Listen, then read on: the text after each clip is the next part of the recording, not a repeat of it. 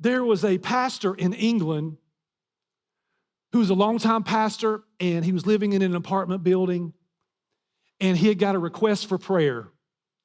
And it was from a woman who had just came out of surgery. She was recovering. She was having a hard time, and she wanted the pastor to pray for her.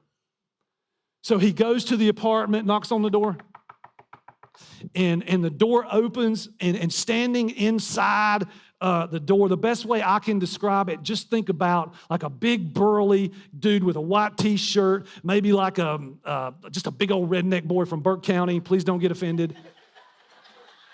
I'm trying to paint a picture here.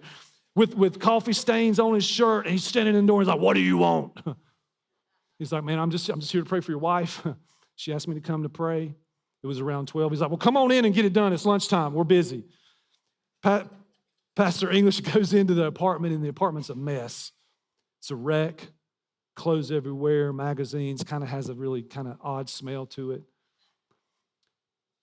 And he asked the father, he said, "Do you want to pray for your wife with us?" He was like, "No, I don't believe in that church stuff." He's like, "Church people are weird. You just do your thing and please leave." Okay. So the pastor lays his hand on the young lady who just got out of surgery, and sitting beside of her was a 10-year-old boy, her son.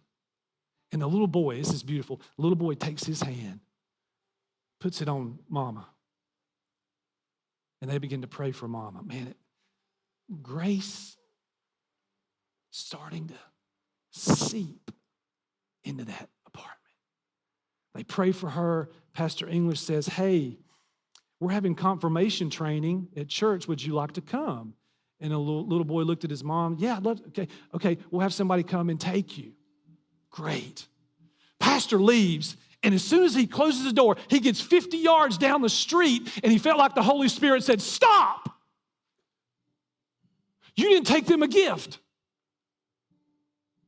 You didn't bring them anything. You didn't bring them a coming home gift." And so there just happened to be a flower shop about 50 yards from the apartment. And so he goes in and he buys a flower. This is like 10 minutes after he just left. Goes back to the apartment. Knocks on the door. Big redneck from Burke County opens the door. "What do you want?" "Man, I want to apologize to you. I didn't bring you guys a coming home gift. I just wanted to bring this to you and just welcome you home." The mama said, "Hey, who is that?" "That's the pastor that just came. He's got a flower. Tell him to come on in. Put it on the living room table." Pastor puts the flower on the table. He leaves. He goes back 6 weeks later. The boy's going to graduate confirmation. He's going to invite them back to church. Knocks on the door. Door's open. Big guy, big redneck from Burke County. No stain on the t-shirt. Clean, crisp, white. "Hey, come on in." Steps out of the way. Pastor walks in. Fresh paint on the wall. Everything in order, picked up. The apartment actually smelled good.